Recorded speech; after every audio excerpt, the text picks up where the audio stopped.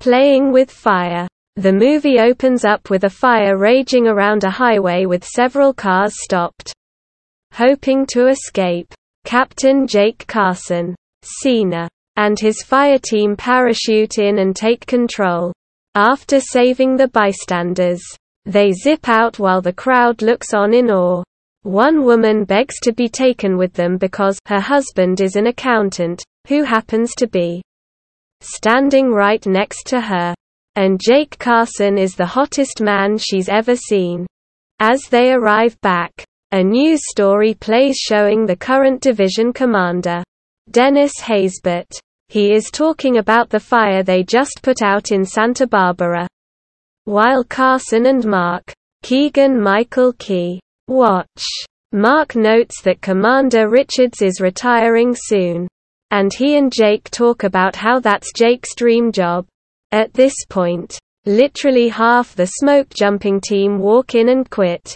They state that they want to be in the big leagues in Santa Barbara. This leaves only 4 guys in the station: Jake, Mark, Rodrigo, and Axe. Rodrigo, Leguizamo, immediately laments that he's going to be expected to fly the chopper now instead of being backup. As they're discussing it, a call comes in for a forest fire. They discuss if it will go out in the impending storm. This leads to them calling Dr. Amy Hicks, Judy Greer, who studies toads in the ponds near it. She looks at her cameras and sees a cabin on fire. They head out in the chopper with Rodrigo piloting. He knocks over Hicks on accident while refilling the water container and misses the fire. Carson instead zips in and attempts to search for survivors. He finds the kids and after a failed attempt to extract them separately extracts them altogether. As he is being pulled up, a news camera chopper shoots him pulling the kids to safety. Because the storm has started, they have to take the kids back to the fire HQ. When he arrives back at the station with the kids, he attempts to call their parents, who the kids explain are on a date. The kids' parents text back saying they'll pick them up tomorrow because of the storm. We meet the kids fully at this point. There is Bryn, Will, and the baby Zoe. Carson gets a call from Commander Richard congratulating him on the rescue and asking him if he would apply for his open position.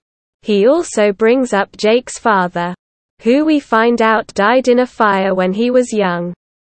The kids begin to wreak havoc on the firehouse, basically just running around like crazy. Carson has Dr. Hicks show up who demands he signs a paper agreeing not to take any more water from her ponds because they're for endangered toads. Carson attempts to offload the kids onto her because he doesn't know how to deal with them. And they clash with his no-nonsense style. She is very clear that she thinks Carson is only doing this because she's a woman and refuses. By the time they check on the kids, they've calmed down and are watching My Little Pony with the guys. The next morning the kids wake up before Jake as the team has decided he should sleep in at Bryn's suggestion. While Carson sleeps, the kids slowly destroy the station, including Will damaging the truck and covering the garage in soap. Will decides to clean up. He will use a fire hose. This goes as you would expect with the whole room filling with suds as Will rides around the room on the fire hose. Carson wakes up and comes with Mark, Rodrigo, and the baby to save him. After saving him, they work to clean up and find that Bryn and the kids are now trying to steal their ATV. Carson follows behind them on a bike. They accidentally run Carson over. And when checking on him, the ATV falls into the lake. Carson decides they should camp out because they won't make it back in time for dark. The kids admit that their parents are dead and not coming. They're worried because Zoe's birthday is in 2 days and they've already run from foster care. They believe that if they go back, they'll be split up. and they don't want to be split up on her birthday. Carson promises to give then until Monday before child services come. They make it back the next day and everyone in the firehouse bonds with the kids. The kids help Carson ask Dr. Hicks on a date to make up for the previous date they had been on. He had previously left mid-date because he was married to the job. She comes over and they all bond. The Jumpers run out and buy all the kids' birthday presents. They set up a large birthday party for the kids for Sunday. And while they have it, the division commander shows up in surprise. The division commander begins to chew him out for the state of the unit. And Carson realizes he can't be a family man and firefighter.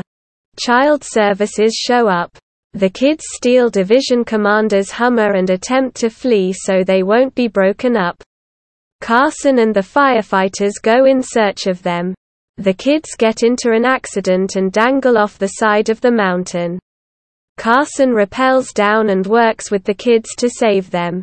When he gets back, the division commander offers him the job. Carson and company say goodbye to the kids.